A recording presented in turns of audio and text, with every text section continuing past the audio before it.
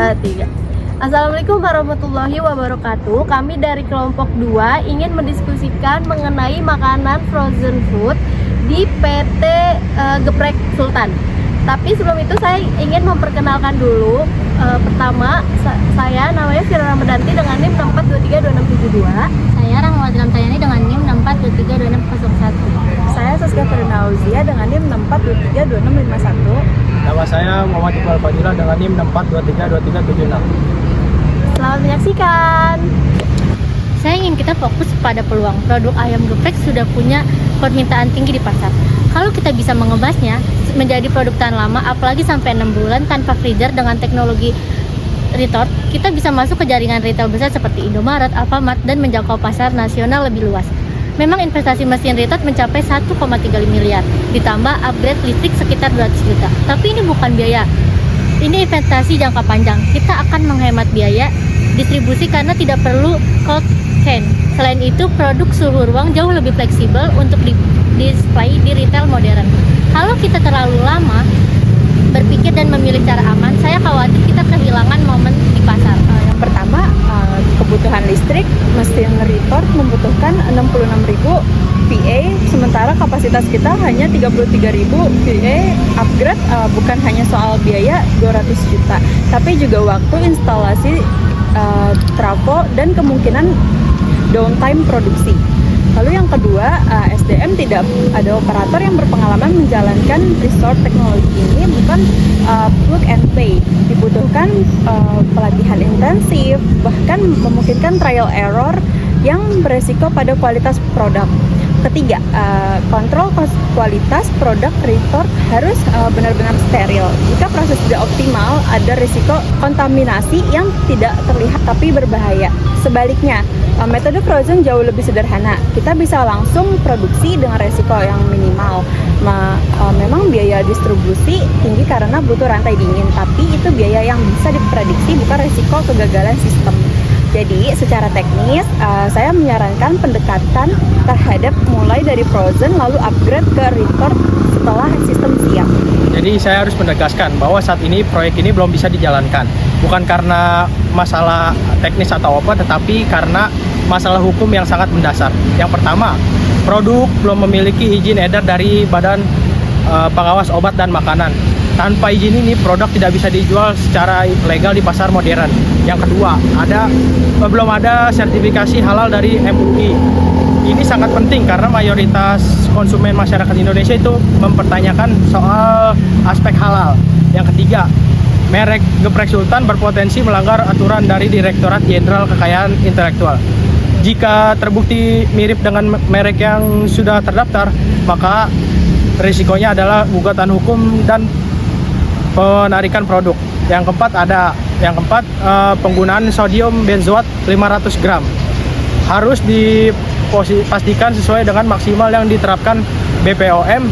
Jika tidak sesuai, izin edarnya ditolak. Artinya meskipun kita sudah siap secara teknis, tanpa legalitas ini produk tidak bisa masuk ke minimarket. Jadi prioritas utama adalah menyelesaikan semua aspek hukum terlebih dahulu. Itu dari sudut pandang saya.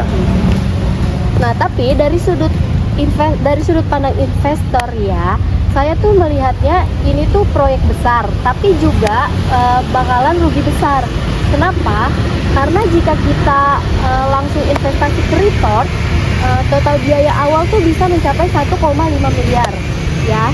Namun saat ini kenapa bisa merugi kayak gitu? Karena saat ini tuh kita pertama legalitasnya belum siap, terus SDM-nya belum siap, dan juga sistemnya tuh belum siap.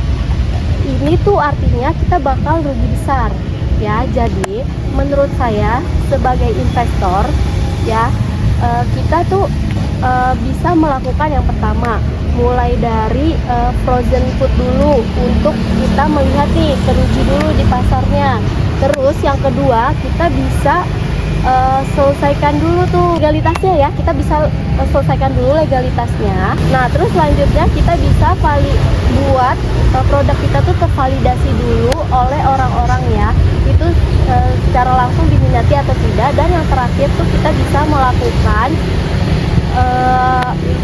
ekspansi dengan cara retort. Ya, ini dengan begini kita bisa lihat ya, modalnya itu nggak perlu besar di awal tanpa kepastian yang jelas. Saya memahami resiko ini, tapi saya tetap melihat bahwa produk suhu ruang memiliki keunggulan yang kompetitif yang tidak dimiliki oleh Frozen.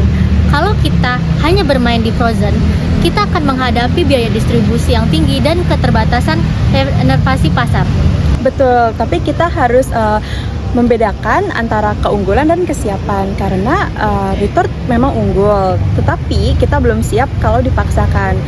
Resiko kegagalan produksi bisa lebih mahal daripada biaya distribusi Frozen. Dan dari sisi hukum, baik retort maupun Frozen membutuhkan izin dari pengawasan obat dan makanan serta sertifikasi halal. Jadi tidak ada jalan lain di sini. Nah, saya tahu keunggulan kompetitif itu emang penting, tapi keberlanjutan bisnis itu tuh emang lebih penting ya menurut saya ya. Saya tidak akan mendanai proyek besar tanpa fondasi legal dan operasional yang baik ya. Baik, kalau begitu kita mulai strategi bertahap.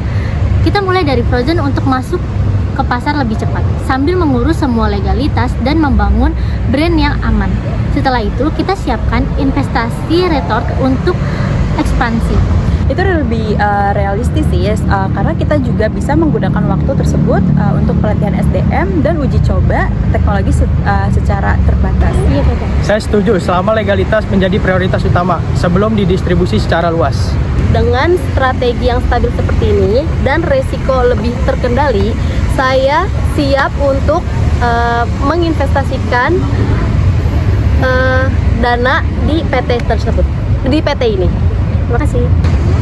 Sekian diskusi dari kelompok kami, kurang lebihnya mohon maaf. Wassalamualaikum Warahmatullahi wabarakatuh.